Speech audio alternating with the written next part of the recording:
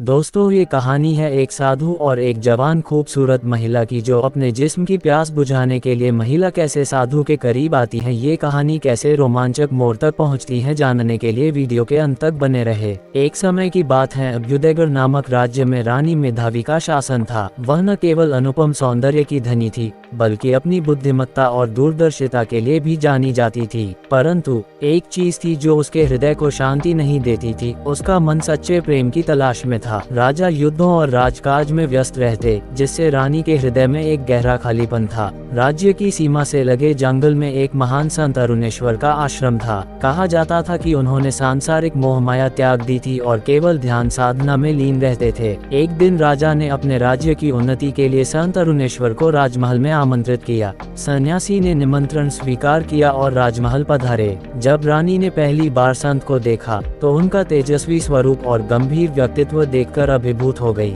रानी के भीतर एक विचित्र आकर्षण जाग उठा। वह उनसे बातें करना चाहती थी, उन्हें जानना चाहती थी, उनके समीप रहना चाहती थी। ये भावना प्रेम थी या कुछ और, वह समझ नहीं पा रही थी। रानी ने कई बार संत अरुणेश्वर से भेंट करने की चेष्टा की, परंतु हर बार उन्होंने केवल धर्म, त्याग और संयम की ही बातें की। ये रानी के मन की हलचल को और बढ़ा रहा था। एक रात जब समूचा महल गहरी निद्रा में था, रानी चुपके से संत के कक्ष की ओर बढ़ी। संत ध्यान में लीन थे।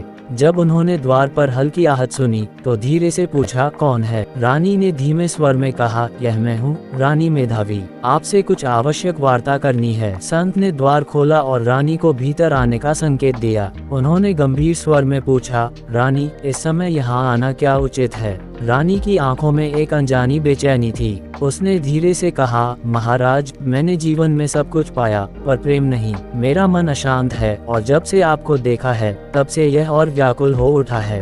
क्या आप भी वही अनुभव नहीं कर रहे जो मैं कर रही हूँ? संत कुछ क्षण के लिए मौन रहे। वे जानते थे कि मनुष्य की इच्छाएं उसे भ्रमित कर सकती हैं। उन्होंने गहरी सांस ली और बोले, रानी, ये प्रेम नहीं, केवल आकर्षण है। प्रेम त्याग और सम्मान में है, अधिकार में नहीं। रानी ने धीरे से उनका हाथ थाम लिया। ये स्पर्श एक साधु के लिए अनजान था। संत के भीतर भी एक क्षण के लिए संघर्ष उठा, परंतु अगले ही पल उन्होंने अपना हाथ पीछे खींच लिया और आंखें बंद कर लीं। रानी, मेरा मार्ग भिन्न है। तुम अपनी भावनाओं को समझने का प्रयास करो। ये क्षणिक आकर्षण है, जिसे प्रेम समझने की भूल मत करो। रानी की आंखों में आंसू आ गए।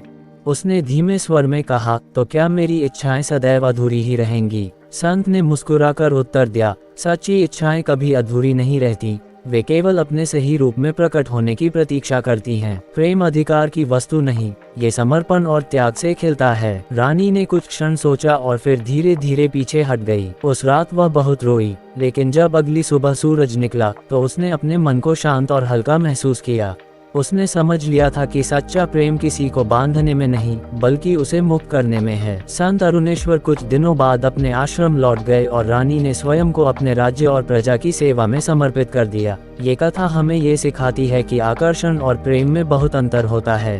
प्रेम अधिकार और वासना से ऊपर उठकर त्याग, सम्मान और संयम में निहित होता है। जो व्यक्ति इस सत्य को समझ लेता है, वह अपने जीवन में वास्तविक प्रेम और शांति को प्राप्त कर लेता है।